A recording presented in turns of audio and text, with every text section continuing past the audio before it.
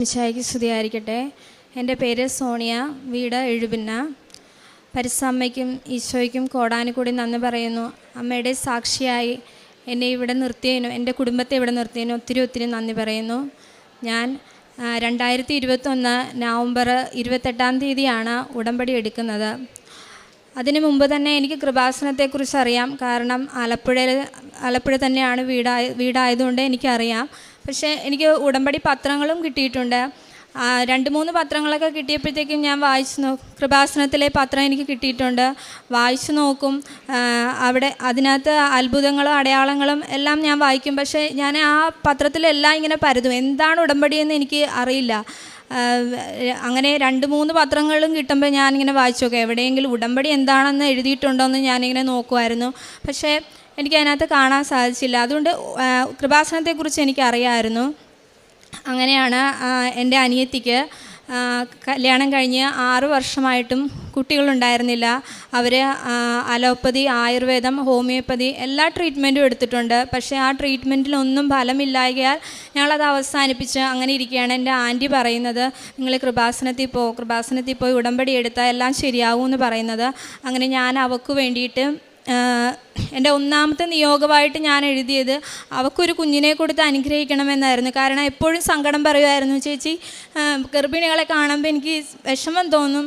ഇത്ര നാളായല്ലോ, നമ്മളൊക്കെ ഈശോനോടും മാതാവിനോടൊക്കെ ഒത്തിരി പ്രാർത്ഥിക്കുന്നവരല്ലേ, പിന്നെ എന്തുകൊണ്ടാണ് എനിക്കൊരു കുഞ്ഞിനെ തന്ന് അനുഗ്രഹിക്കാത്തതെന്ന് അവൾ എപ്പോഴും പറയുമായിരുന്നു. അങ്ങനെ ആദ്യത്തെ നിയോഗം അവൾക്ക് വേണ്ടിയിട്ടാണ് ഞാൻ വെച്ചത്. അങ്ങനെ ഞാൻ ഇവിടുന്ന് ഉടമ്പടി തൈലവും എൻ്റെ വയറിൽ പുരട്ടി, അവൾ മൂന്നാറാണ് താമസിക്കുന്നത്, അതുകൊണ്ട് ഞാൻ എൻ്റെ വയറിൽ പുരട്ടി ഞാൻ പ്രാർത്ഥിക്കും. അവൾ വരുമ്പോഴത്തേക്കും ഞാൻ അവളുടെ വയറിലും പുരട്ടി പ്രാർത്ഥിക്കും. അതുപോലെ തന്നെ ഉടമ്പടി നേർച്ച വസ്തുക്കളായ ഉപ്പും തേനും ഒക്കെ അവൾക്ക് കൊടുത്തു വിടുകയും ചെയ്യും. അതുപോലെ തന്നെ അവൾ വരുമ്പോഴത്തേക്ക് ഇവിടെ വന്ന് അവർ തമിഴ് പത്രവും മലയാളം പത്രം, കൃപാസനം പത്രങ്ങൾ അവർ വാങ്ങിച്ചുകൊണ്ട് പോയി അവരും പ്രേക്ഷിത പ്രവർത്തനങ്ങൾ എൻ്റെ കൂടെ തന്നെ ചെയ്യുമായിരുന്നു. അങ്ങനെ പിറ്റേ വർഷം ഒരു മെയ് മാസം, മാതാവിൻ്റെ മാസം തന്നെ മാതാവിനോട് ഞാൻ പ്രാർത്ഥിക്കുമായിരുന്നു, മാതാവേ അമ്മയുടെ മാസത്തിൽ തന്നെ എന്തെങ്കിലും ഒരു സന്തോഷകരമായൊരു വാർത്ത കിട്ടുവാനായിട്ട് അനുഗ്രഹിക്കണമെന്ന്. അങ്ങനെ മെയ് മാസം വണക്കത്തിൻ്റെ സമയത്ത് മെയ് മാസം വണക്ക നിയോഗം വെച്ചു. ആ മെയ് മാസത്തിൽ, അതായത് ഞാൻ 2023 നവംബറിൽ ഉടമ്പടി എടുത്തു. 2022 മെയ് മാസത്തിൽ അവൾ പ്രഗ്നൻ്റായി. അങ്ങനെ 2023 ജനുവരി 11 അവളൊരു പെൺകുഞ്ഞിന് ജന്മം നൽകുകയും ചെയ്തു. ഈ 11 എന്നുള്ള ഡേറ്റ് എനിക്ക് എപ്പോഴും കാണിച്ചു തരുമായിരുന്നു. പക്ഷേ എനിക്ക് അറിയില്ലായിരുന്നു എന്താ ഈ 11. ഉടമ്പടി പുതുക്കിയ ശേഷം ഞാൻ എല്ലാ മാസവും ഇങ്ങനെ നോക്കൂ 11-ാം തീയതി എന്താണ് സംഭവിക്കുന്നത്. പക്ഷേ ആദ്യത്തെ 2-3 മാസങ്ങൾ ഞാൻ അങ്ങനെ നോക്കിയിരുന്നെങ്കിലും പിന്നീട് ഞാനത് വിട്ടു. എനിക്ക് തോന്നിയതായിരിക്കുമെന്ന് ഞാൻ വിചാരിച്ചു. പക്ഷേ ഇവളുടെ എക്സ്പെക്റ്റഡ് ഡേറ്റ് ഓഫ് ഡെലിവറി ജനുവരി 20 ആയിരുന്നു. പക്ഷെ നമ്മളത് പ്രതീക്ഷിക്കുന്നില്ല. അങ്ങനെ ജനുവരി 10-ാം തീയതി ഇവൾക്ക് പെയിൻ ഉണ്ടാകുകയും 11-ാം തീയതിയാണ് നോർമലായിട്ട് ഡെലിവറി നടക്കുക. അന്ന് എനിക്ക് മനസ്സിലായി, അമ്മ എനിക്ക് കാണിച്ചു തന്ന ആ ഡേറ്റ് 11 എന്നുള്ളത് ഇവളുടെ ഡെലിവറി ഡേറ്റ് ആയിരുന്നെന്ന് എനിക്ക് മനസ്സിലായി. അങ്ങനെ ആദ്യത്തെ നിയോഗം അമ്മ സാധിച്ചു തന്നു. അമ്മയ്ക്കും ഈശോയ്ക്കും കോടാനുകോടി നന്ദി പറയുന്നു. രണ്ടാമത് ഞാൻ എൻ്റെ ഇളയ കുട്ടിയാണിത്. അവനുണ്ടായി ഒരു 8 മാസം കഴിഞ്ഞപ്പോൾ തന്നെ എനിക്ക് തോന്നുന്നു കൊറോണയുടെ സമയമായിരുന്നെന്ന് തോന്നുന്നു. അതിനുശേഷം കുഞ്ഞ് 3 വയസ്സായിട്ടും ഒന്നും സംസാരിക്കില്ല. അവന് പുറത്ത് പോകുമ്പോൾ ആൾക്കാരെ കാണുമ്പോഴത്തേക്കും പേടി, നമ്മുടെ കയ്യിൽ നിന്ന് താഴെ ഇറങ്ങത്തില്ല. അങ്ങനെ ഭയങ്കര ബുദ്ധിമുട്ടുമായിരുന്നു ഇവനെ കൊണ്ട്. അങ്ങനെ ഡേ കെയറിൽ പ്രീ സ്കൂളിൽ കൊണ്ടൊക്കെ ആക്കിയപ്പോഴത്തേക്കും കൊച്ച് അവർ പറയുന്നൊന്നും കേൾക്കത്തില്ല, ഇവൻ പറയുന്ന അവർക്ക് മനസ്സിലാവുന്നില്ല. അങ്ങനെ ഭയങ്കര പ്രശ്നമായിരുന്നു. അപ്പോൾ ഞാൻ ഉടമ്പടിയിൽ ഞാൻ ഇവൻ്റെ കാര്യം 2ാമത്തെ നിയോഗമായിട്ട് വെച്ചത് ഇവൻ്റെ കാര്യമാണ്. അങ്ങനെ ഞാൻ ഇവന് ഉടമ്പടി തൈലം ഞാൻ മർക്കോസിൻ്റെ സുവിശേഷം 7-ാം അധ്യായം 32 മുതൽ 37 വരെയുള്ള വാക്യങ്ങൾ, കർത്താവ് ബദിരനായതും സംസാരശേഷിയില്ലാത്ത ഒരുവനെ സുഖപ്പെടുത്തുന്ന വചനഭാഗം ഞാൻ 32 തൊട്ട് 37 വരെ വചനം വായിച്ച് ഞാൻ ഇവൻ്റെ നാവിൽ കുരിശ് വരയ്ക്കുമായിരുന്നു. അങ്ങനെ ഞാനിങ്ങനെ തുടർന്ന് പോന്നു. അതുപോലെ തന്നെ ഞാൻ പത്രം കൊടുക്കാൻ പോകുമ്പോൾ ഇവൻ വീട്ടിലുണ്ടെങ്കിൽ ഞാൻ ഇവനെയും കൊണ്ടാണ് പോകണത്. എന്നിട്ട് ഞാൻ ഇവനെയും കൊണ്ട് ഞാൻ പത്രം കൊടുപ്പിക്കുമായിരുന്നു. അങ്ങനെ എൻ്റെ പ്രേക്ഷിത പ്രവർത്തനത്തിൽ ഇവൻ ചെറുതാണെങ്കിലും ഞാൻ ഇവനെയും കൊണ്ട് പോകും. എന്നിട്ട് ഇവനെ കൊണ്ട് ഞാൻ കൊടുപ്പിക്കുമായിരുന്നു. അവന് കൊടുക്കാനും ഇഷ്ടമായിരുന്നു. അങ്ങനെ ഞാൻ പ്രാർത്ഥിച്ചതിൻ്റെ ഫലമായിട്ട് ഇന്ന് അവൻ്റെ ടീച്ചർ പറയുന്നത് അവന് നല്ല കാലിബറുള്ള കുട്ടിയാണെന്നാണ് പറയണത്. അവൻ ക്ലാസ്സിൽ നന്നായിട്ട് പഠിക്കുകയും ചെയ്യും, അവൻ സംസാരിക്കുകയും ചെയ്യും. ഈശോയ്ക്കും പരിശുദ്ധ അമ്മയ്ക്കും കോടാനുകോടി നന്ദി പറയുന്നു. അടുത്തത് ഞാൻ നിയോഗം 6 എഴുതണമുള്ളതെന്ന് വിചാരിച്ച് ഞാൻ 3ാമത് വെച്ചത് എൻ്റെ വീട് പണിയാണ്. വീട് പണി ഞാൻ നടന്നുകൊണ്ടിരിക്കുന്ന സമയത്താണ് വീട് പണി നിയോഗം വെച്ചത്. കാരണം തികയ്ക്കണമല്ലോ എന്ന് വിചാരിച്ച് ഞാൻ എഴുതി വെച്ചതാണ്. പക്ഷേ എനിക്ക് ഏറ്റവും അടി കിട്ടിയത് അതിനായിപ്പോയി. കാരണം ഞാൻ നിയോഗത്തിൽ വെച്ച്, ശരിക്കും പറഞ്ഞാൽ നിയോഗത്തിൽ വെച്ച് കഴിഞ്ഞാൽ നമ്മളെല്ലാവരും വിചാരിച്ചേക്കണം നമുക്ക് എന്തെങ്കിലും ഒരു മെറിറ്റ് ഉണ്ടെങ്കിൽ ആ മെറിറ്റ് കൂടി ഇല്ലാതാവും. പിന്നെ കാരണം വേറൊന്നുമല്ല, ആ കാര്യം പിന്നെ മാതാവ് ഈശോയാണ് ഏറ്റെടുക്കണം. നമ്മുടെ കയ്യിലൊന്നുമല്ല അത്. നമുക്ക് എന്തെങ്കിലും ഉണ്ടെങ്കിൽ അവിടെ 0 ആയി പോകും. അത് അങ്ങനത്തെ ഒരു അവസ്ഥ. കാരണം വീട് പണി വളരെ ഭംഗിയായിട്ട് പോകുമ്പോഴാണ് ഞാനിവിടെ നിയോഗത്തിൽ വെച്ചത്. അമ്മേ, ഞാൻ ആഗ്രഹിക്കുന്ന നല്ലൊരു വീട് എനിക്ക് പണിത് തന്നെ. അത് മാത്രമേ ഞാൻ നിയോഗത്തിൽ വെച്ചുള്ളൂ. പക്ഷേ വെച്ചതിന് ശേഷം ഞങ്ങൾക്ക് തിരിച്ചടികളായിരുന്നു. കാരണം ഹസ്ബൻഡിൻ്റെ പാരൻസ് പ്രായമായവരാണ്. അവർ ഒരാൾ ഹോസ്പിറ്റലിലായി കഴിയുമ്പോൾ മറ്റേ ആൾ ഹോസ്പിറ്റലിലാകും. അപ്പം നമുക്ക് ചിലവുകൾ ഭയങ്കരമായിട്ട് കൂടാൻ തുടങ്ങി. നമുക്ക് നമ്മുടെ കയ്യിൽ നിൽക്കാത്തൊരവസ്ഥയായി. വീട് പണി നമുക്ക് ശ്രദ്ധിക്കാൻ പറ്റുന്നില്ല, നമുക്ക് വേറെ ആരോടും നമുക്ക് കൈ നീട്ടാൻ പറ്റുന്നില്ല. അപ്പോൾ എനിക്ക് മനസ്സിലായി, എന്തായാലും മാതാവിൻ്റെ അടുത്ത് ഞാൻ എഴുതിയിട്ട കാര്യമാണ്, അമ്മ അത് നോക്കിക്കോളൂ. അതുകൊണ്ടായിരിക്കും എനിക്കിങ്ങനെ ഈ തടസ്സങ്ങളോ അല്ലെങ്കിൽ എനിക്ക് പരീക്ഷണങ്ങൾ ഉണ്ടാകുന്നതെന്ന് എനിക്ക് മനസ്സിലായി. അങ്ങനെ ഞാൻ നിയോഗത്തിൽ വെച്ച് 2023 സെപ്റ്റംബറിൽ എനിക്ക് സെപ്റ്റംബർ 24-ാം തീയതി ഞാൻ ആഗ്രഹിക്കുന്നതിലും ഇന്ന് ഞങ്ങളുടെ വീട് വന്ന് കണ്ടിട്ട് ആരും ഒരു മോശം പറയില്ല. അത് അമ്മ മാതാവിൻ്റെ വലിയൊരു കൃപയാണ്. അതങ്ങനെ തീർക്കാൻ പറ്റുമെന്ന് പോലും വിചാരിച്ചതല്ല. കാരണം വീട് പണിയും നന്നായിട്ട് നടന്ന് അപ്പനമ്മേനെ നന്നായിട്ട് നോക്കാനും പറ്റി. അതാണ് ഏറ്റവും വലിയ സന്തോഷം. അവരുടെ കാര്യത്തിൽ ഒരു കുറവും പറ്റിയില്ല, ഞങ്ങളുടെ കാര്യത്തിൽ മാതാവ് ഒരു കുറവും വരുത്തിയില്ല. കാരണം ആരുടെ മുമ്പിൽ കൈ നീട്ടാതെ ഞങ്ങൾക്ക് അത് പൂർത്തീകരിക്കാൻ പറ്റി. അതാണ് ഏറ്റവും വലിയ സന്തോഷം. അതിന് മാതാവിനും ഈശോയോടും നന്ദി പറയുന്നു. പിന്നെ അടുത്ത സാക്ഷ്യം എന്ന് പറയുന്നത്, ഇത് എൻ്റെ പപ്പയാണ്. പപ്പയ്ക്ക് 2018 ലിവറിന് ഒരു വലിയൊരു സർജറി നടന്നതാണ്. അതിനുശേഷം പപ്പ ലിവറിൻ്റെ പ്രഷറിൻ്റെ ഗുളിക കഴിക്കുന്ന ആ ഒരു ഗുളിക മാത്രമേ ഉള്ളൂ പപ്പയ്ക്ക്. അങ്ങനെ ഇരിക്കും ഞങ്ങൾ രാജഗിരി ഹോസ്പിറ്റലിലാണ് അതിൻ്റെ ഫർദർ ചെക്കപ്പിനായിട്ട് പോകുന്നത്. 6 മാസം കൂടുമ്പോൾ പപ്പയ്ക്ക് ചെക്കപ്പ് ഉണ്ട്. ഈ മരുന്ന് മാത്രമേ ഉള്ളൂ, എന്നാലും ചെക്കപ്പ് ചെയ്തുകൊണ്ടിരിക്കണം. അങ്ങനെ ഫെബ്രുവരി 10-ാം തീയതി പപ്പ ആശുപത്രിയിൽ പോയി. അൾട്രാസോണോഗ്രാഫി ഉണ്ടായിരുന്നു. അതിനകത്ത് ചെക്ക് ചെയ്തപ്പോഴത്തേക്കും ലിവറിൽ ഒരു തടിപ്പ് പോലെ കണ്ടു. അപ്പം ഡോക്ടർ പറഞ്ഞ് അത് ക്യാൻസർ ആകാനുള്ള ചാൻസ് ഉണ്ട്, അതുകൊണ്ട് നമുക്ക് 1 മാസം വെയിറ്റ് ചെയ്തിട്ട് MRI ചെയ്ത് നോക്കാം. പിറ്റേ മാസം, അതായത് മാർച്ച് 10-ന് ഫെബ്രുവരി 10-ന് നമ്മൾ അൾട്രാസോണോഗ്രാഫി ചെയ്ത് മാർച്ച് 10-ന് MRI ചെയ്യണമെന്ന് ഡോക്ടർ പറഞ്ഞു. അങ്ങനെ അന്ന് അപ്പം മാത്രമാണ് ഒറ്റയ്ക്ക് ആശുപത്രി പോയത്. സാധാരണ അപ്പം അങ്ങനെയാണ് പോകാറുള്ളത്. എന്തെങ്കിലും ഇഷ്യൂസ് മാത്രം ഉണ്ടെങ്കിൽ മാത്രമേ ഞങ്ങളെ കൂട്ടിക്കൊണ്ട് പോകാറുള്ളൂ.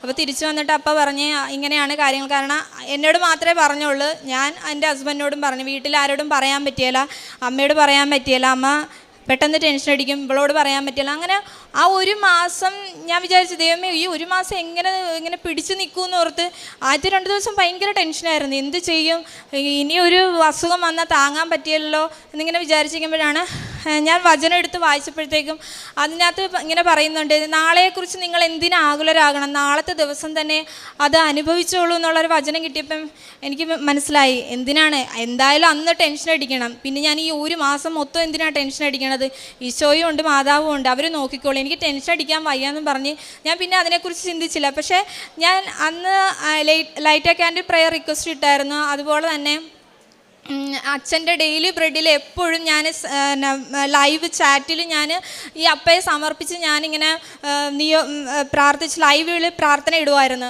അങ്ങനെ ഒരു ദിവസം അച്ഛൻ പറഞ്ഞ് ഡെയിലി ബ്രെഡിൽ അച്ഛൻ പറയുന്നുണ്ടായിരുന്നു, നിങ്ങൾ സ്നേഹിക്കുന്ന എന്തിനെക്കുറിച്ചാണോ നിങ്ങൾ വേദന തിന്നുന്നത് ആ കാര്യം ഈശോ ഏറ്റെടുത്തിട്ടുണ്ടെന്ന് ഇങ്ങനെ പറയുന്നത്. അപ്പം ഞാനങ്ങനെ വിഷമിച്ചു. കാരണം ആരോടും എനിക്ക് ഷെയർ ചെയ്യാൻ പറ്റണില്ല. എൻ്റെ സങ്കടം ഞാൻ പറയുന്നത് എൻ്റെ പരിസ്ഥിതി അമ്മയോടാണ്, എൻ്റെ അമ്മയോട് പറയാൻ പറ്റത്തില്ല.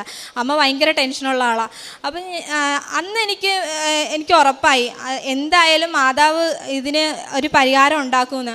അങ്ങനെ ഞങ്ങൾ ആ 1 മാസം മാർച്ച് 10-ാം തീയതി രാവിലെ ഞങ്ങൾ MRIക്ക് പോകുമ്പോൾ രാവിലെ കാറിൽ ഇരുന്നുകൊണ്ട് തന്നെയാണ്, വെളുപ്പിനെ പോകണം. 8 മണിക്കാണ് സ്കാനിങ് പറഞ്ഞേക്കണം. അപ്പോൾ ഞങ്ങൾ ഇവിടുന്ന് 5 മണിയായപ്പോൾ തന്നെ ഇറങ്ങി 5:30 ആയപ്പോഴത്തേക്കും അച്ഛൻ്റെ ഡെയിലി ബ്രെഡ് കാണുവാണ്. അന്ന് അച്ഛൻ പറഞ്ഞത്, അച്ഛൻ അവസാനിപ്പിക്കണത് ഇങ്ങനെയാണ്, എന്താണ് ഹോസ്പിറ്റലിൽ പോയി റിസൾട്ടുമായിട്ട് സന്തോഷത്തോടെ തിരിച്ചു വരാൻ പറ്റട്ടെ എന്നും പറഞ്ഞുകൊണ്ടാണ് അന്ന് അച്ഛൻ ആ ഡെയിലി ബ്രെഡ് അവസാനിപ്പിക്കുന്നത്. അന്ന് എനിക്ക് മനസ്സിലായി ഈ കാര്യത്തിൽ മാതാവ് ഏറ്റെടുത്തിട്ടുണ്ട്, ഞാൻ ടെൻഷൻ അടിക്കേണ്ട കാര്യമില്ലെന്ന്.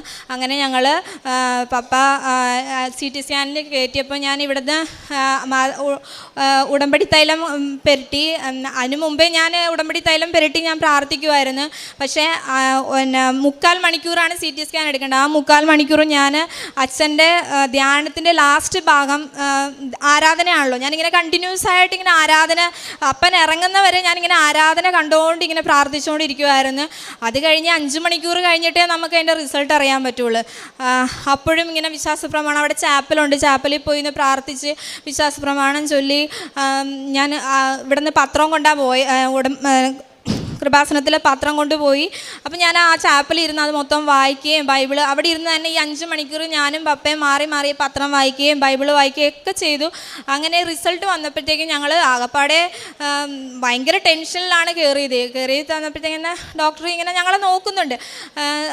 പുള്ളിക്ക് മനസ്സിലായില്ല ഞങ്ങളെന്തിനാ ഇങ്ങനെ ടെൻഷൻ അടിക്കുന്നത്. അപ്പോൾ സാറിങ്ങനെ നോക്കിയിട്ട് ഞങ്ങളോട് പറയണം, നമ്മൾ അന്ന് ഇങ്ങനെ ഒരു കാര്യം പറഞ്ഞായിരുന്നല്ലേ എന്ന് പറഞ്ഞാണ് പിന്നെ സാറ് റിസൾട്ട് നോക്കുന്നത്. റിസൾട്ട് നോക്കി കഴിഞ്ഞപ്പോൾ സാറ് പറഞ്ഞ് നമ്മൾ പേടിച്ച പോലെ ഒന്നുമില്ല, ക്യാൻസറൊന്നുമില്ല, അവിടെ ഇങ്ങനെ ആ ഒരു തടിപ്പ് കഴിഞ്ഞ മാസം നമ്മൾ അൾട്രാസോണോഗ്രാഫി കണ്ട തടിപ്പ് അവിടെ ഇല്ല, പേടിക്കാനൊന്നുമില്ല, നമ്മളിപ്പോൾ കഴിച്ചുകൊണ്ടിരിക്കുന്ന മരുന്ന് മാത്രം കഴിച്ചാൽ മതി, പ്രത്യേകിച്ച് വേറെ മരുന്നുകളൊന്നും കഴിക്കേണ്ട. അപ്പോൾ സാറ് തന്നെ ചോദിക്കുകയാണ് ഞങ്ങളുടെ മുഖം കണ്ടിട്ട്, ഒരു ബലൂൺ പൊട്ടി കഴിഞ്ഞ പോലത്തെ അവസ്ഥയുണ്ടല്ലോ, നിങ്ങളുടെ മുഖം ഇത്ര വലിയ ടെൻഷനിലായിരിക്കുന്നത് കണ്ടിട്ട് എനിക്കും തന്നെ പേടിയായി പോയെന്നാണ് സാറ് പറഞ്ഞത്. അങ്ങനെ അത്രയും വലിയൊരു അനുഗ്രഹം എന്താണെന്നാ അമ്മയ്ക്കും ഈശോയ്ക്കും ഒരുപാട് നന്ദി. പിന്നെ പ്രേക്ഷിത പ്രവർത്തനം എന്ന് പറഞ്ഞാൽ ഞാനിവിടെ അന്ന് ഞാൻ 2021 ഞാൻ ഉടമ്പടി എടുത്തെങ്കിൽ ഞാൻ ഇന്ന് വരെ എല്ലാ മാസവും ഞാൻ മുടങ്ങാതെ ഞാനിവിടെ വരും, പത്രം വാങ്ങിച്ചിട്ട് പോകും. എനിക്ക് വരാൻ പറ്റില്ലെങ്കിൽ ഞാൻ ആരെ കൊണ്ടെങ്കിലും പറഞ്ഞ് ഞാൻ പത്രം വാങ്ങിച്ചിട്ട് എല്ലാ മാസവും ഞാൻ പത്രം കൊടുക്കുന്നത് ഞാൻ ഇടവഴിയിൽ, ഇപ്പോൾ ഇന്നൊരു ഇടവഴിയിലാണ് പോകണമെങ്കിൽ ഞാൻ അടുത്ത മാസം വേറെ ഇടവഴി, ഇങ്ങനെ ഇടവഴി കയറി ഞാൻ ഇങ്ങനെ എല്ലാവർക്കും പത്രം കൊടുക്കും. പത്രം കൊടുക്കുന്ന കൂട്ടത്തിൽ ചിലപ്പോൾ രോഗികളുണ്ടാവും, ഞാൻ അവരുടെ അടുത്ത് കയ്യിൽ ചിലപ്പോൾ ഉടമ്പടി തൈലം ഉണ്ടാവും, കാശ് രൂപം ഉണ്ടാവും. അപ്പം ഞാൻ അവരുടെ തലയിൽ തൊട്ട് പ്രാർത്ഥിക്കും.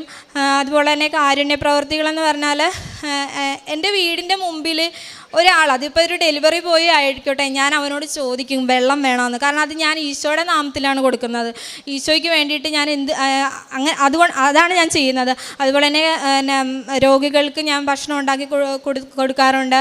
അഗതി മന്ദിരത്തിൽ അമ്മാമ്മമാരെ പോയി കാണാറുണ്ട്, അവരോട് സംസാരിക്കാറുണ്ട്. പിന്നെ നമ്മുടെ സോഷ്യൽ മീഡിയസിൽ എന്തെങ്കിലും സഹായങ്ങൾ ചോദിച്ച് ആരെങ്കിലുമൊക്കെ മെസ്സേജ് അയക്കുമ്പോൾ അവർക്കൊക്കെ പൈസ അയച്ചു കൊടുക്കാറുണ്ട്.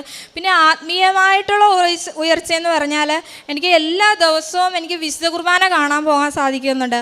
അതെന്ന് പറഞ്ഞാൽ ഞാനൊരു സാക്ഷി ഇവിടെ ഞാൻ പണ്ട് ഒരു അർജുനൻ എന്ന് പറയുന്ന ഒരു മകനാണ്, അവൻ അക്രൈസ്തവനാണ്. അവൻ വിശുദ്ധ കുർബാന മറ്റുള്ളവർ സ്വീകരിക്കുന്ന കാണുമ്പോഴത്തേക്ക് അവനിങ്ങനെ കൊതിയോടുകൂടി നോക്കി നിൽക്കുന്നു എന്നുള്ളൊരു സാക്ഷ്യം. അപ്പം ഞാൻ വിചാരിച്ചു ദൈവം ഒരു ക്രിസ്ത്യാനിയായിട്ട് എനിക്ക് എന്നോട് തന്നെ പുച്ഛം തോന്നി. ഇത്രയും വലിയൊരു അനുഗ്രഹം ദൈവം ജന്മനാ തന്നിട്ട് പോലും എൻ്റെ ഈശോനെ സ്വീകരിക്കാനായിട്ട് എനിക്ക് പോകാൻ പറ്റുന്നില്ല. അവൻ എന്ത് സന്തോഷത്തോടും എന്തു കൊതിയോടും കൂടിയാണ് ഈശോനെ നോക്കുന്നത്. ഞാൻ വിചാരിച്ചു എന്തുകൊണ്ട് എനിക്ക് പറ്റില്ല. പക്ഷെ അന്ന് ആ സാക്ഷ്യം കണ്ടതിന് ശേഷം ജോസഫ് അച്ഛൻ പറയാറുണ്ട്, നമുക്ക് സുഖമില്ലെങ്കിൽ നമുക്ക് പാടില്ലാതിരിക്കുന്ന സമയത്ത് കുർബാന കാണാൻ പോയാൽ അത് 10 മാർക്ക് ഗ്രേസ് മാർക്കാണെന്ന്. അതുകൊണ്ട് പാടില്ലാത്ത സമയത്ത് അന്ന് ഞാൻ കൂടുതൽ തീക്ഷണതയോടുകൂടി എണീറ്റ് വിശുദ്ധ കുർബാനയ്ക്ക് പോകും. അതുപോലെ തന്നെ 2 ആഴ്ച കൂടുമ്പോൾ കുമ്പസാരിക്കാറുണ്ട്. ഏറ്റവും ഉപരിയായി വീട്ടിൽ ഞങ്ങൾ സന്ധ്യാപ്രാർത്ഥന മുടക്കാറില്ല, ജപമാല മുടക്കാറില്ല.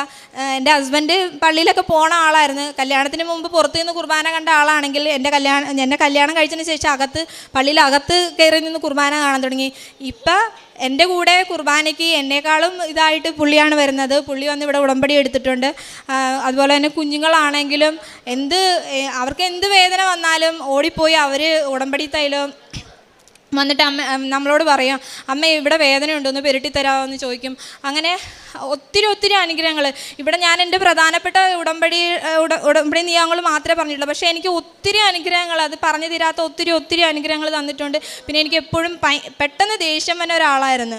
വെട്ടൊന്നും മുറി രണ്ട്, അങ്ങനെ ആരാണെന്നൊന്നും നോക്കില്ല, പറഞ്ഞു കഴിഞ്ഞാൽ തിരിച്ച് അങ്ങോട്ട് പറയും. പക്ഷേ ഇന്ന് എനിക്കറിയാം ഞാൻ മറ്റുള്ളവരെ പോലെയല്ല, ഞാൻ ഉടമ്പടിയിൽ നിൽക്കുന്ന ഒരാളാണ്. അതുകൊണ്ട് ഞാൻ ചിന്തിച്ച് മാത്രമേ ഞാൻ സംസാരിക്കാറുള്ളൂ. അതുപോലെ തന്നെ മറ്റുള്ളവരുടെ വിഷമം കാണുമ്പോഴത്തേക്ക് അത് എൻ്റെ വിഷമമാണെന്നും അവർക്ക് വേണ്ടി പ്രാർത്ഥിക്കാൻ ഞാൻ കൃപാസനം പത്രം കൊടുക്കുമ്പോൾ എല്ലാവരോടും ഞാൻ പറഞ്ഞാണ് കൊടുക്കുന്നത്. ഞാൻ പ്രാർത്ഥിക്കാൻ കേട്ടോ, മാതാവ് അനുഗ്രഹിക്കട്ടെ എന്ന് പറഞ്ഞാണ് ഞാൻ കൊടുക്കുന്നത്. അതുപോലെ തന്നെ ഞാൻ എപ്പോഴും എന്നെ കളിയാക്കിയിട്ടുണ്ട് ഒത്തിരി പേര്. എൻ്റെ ബന്ധുക്കൾ തന്നെ, എൻ്റെ പള്ളിയിൽ അച്ഛനൊക്കെ എന്നെ കളിയാക്കിയിട്ടുണ്ട്. നിനക്ക് നാണമില്ലേ കൃപാസനത്തിലേക്ക് പോയി ഈ പത്രവും കൊടുത്തിട്ട് നടക്കാൻ, ഇത്രയും പ്രായമുള്ളതെന്നൊക്കെ പറഞ്ഞിട്ട് എന്നെ ഒരുപാട് കളിയാക്കിയിട്ടുണ്ട്. പക്ഷേ അപ്പോഴൊന്നും ഞാൻ അവരോട് എതിർത്തൊന്നും ഞാൻ പറഞ്ഞിട്ടില്ല. ഞാൻ എപ്പോഴും മനസ്സിൽ വിചാരിക്കാം, ഈശോയെ അവർക്ക് നിന്നെ ഒന്ന് അനുഭവിക്കാൻ ഒരു അവസരം കൊടുക്കണേ. കാരണം നമുക്ക് ദൈവത്തിൻ്റെ അനുഭവം ഉണ്ടായാലേ നമുക്ക് അതിൻ്റെ വില അറിയാവുള്ളൂ. കാരണം അനുഭവം ഉള്ളവന് എന്നും ദൈവം എന്താണെന്ന് അറിയാം. പക്ഷെ അനുഭവം കിട്ടാത്തവന് നമ്മൾ എന്ത് പറഞ്ഞു കൊടുത്തിട്ടും കാര്യമില്ല. പക്ഷേ ആ ദൈവാനുഭവം ഉണ്ടാകണമെങ്കിൽ കർത്താവ് നമ്മോട് കരുണ കാണിക്കണം. അപ്പം ഞാൻ എപ്പോഴും പ്രാർത്ഥിക്കും, ഈശോയെ എന്നെ ഈ കുറ്റം പറയുന്നവരോട് കരുണ കാണിക്കണേ, നിന്നെ ഒന്ന് അനുഭവിക്കാൻ, നിന്നെ ഒന്ന് സ്നേഹിക്കാൻ, നിൻ്റെ വില മനസ്സിലാക്കാനായിട്ട് അവർക്ക് പറ്റണേന്ന് ഞാൻ എപ്പോഴും പ്രാർത്ഥിക്കാറുണ്ട്. അങ്ങനെ മറ്റുള്ളവർക്ക് വേണ്ടി പ്രാർത്ഥിക്കാനും ഇന്ന് എനിക്കറിയാം എൻ്റെ നിയോഗങ്ങളെക്കാളും ഒക്കെ ആയിട്ട് ഉപരിയായിട്ട് എനിക്ക് എൻ്റെ ഈശോയാണ് വലുത്. ഇന്ന് നിയോഗങ്ങൾ ഞാൻ എഴുതിയിടും, പക്ഷെ ഞാൻ മറന്നു പോകും.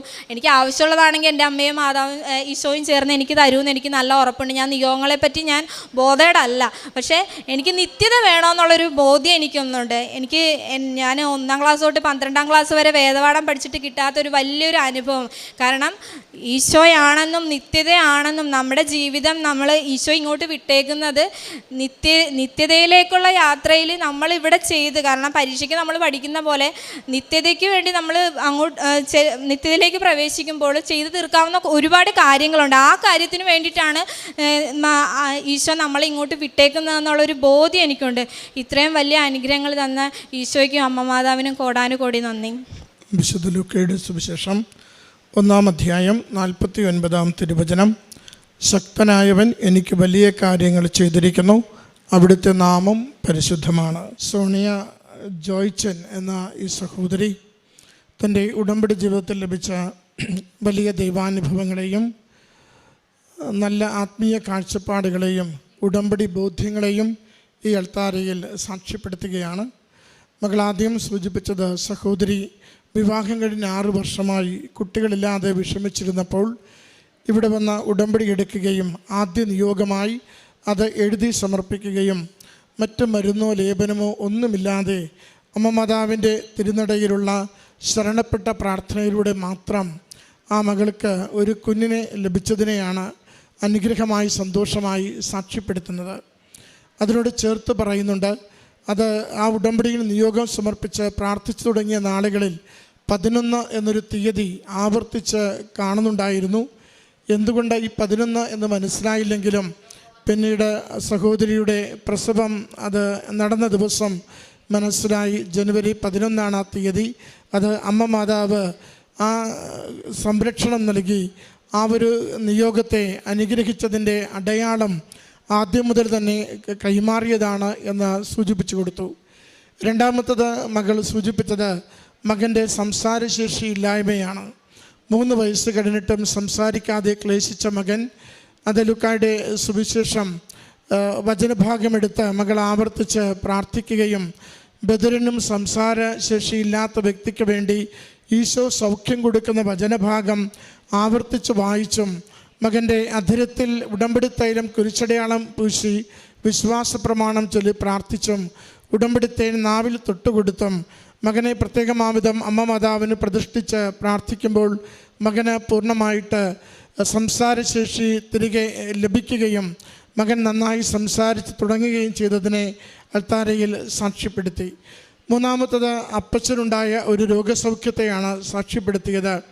ലിവറിന് നേരത്തെ ഓപ്പറേഷൻ ചെയ്ത വ്യക്തിയാണ്. കടിനിടെ ഒരു തടിപ്പ് കാണുകയും ഡോക്ടർമാർ അതിനെ ക്യാൻസറായി സംശയിച്ചു തുടങ്ങുകയും അതിൻ്റെ സ്കാനിങ് പറയുകയും ചെയ്യുന്നു. അത് മകൾ പറയുന്നുണ്ട്, അപ്പനത് പറയുന്ന ദിവസം മുതൽ ആകെ ആദ്യ പിടിച്ചു. ആരോടും പറയാൻ പറ്റാത്ത സാഹചര്യമായിരുന്നു.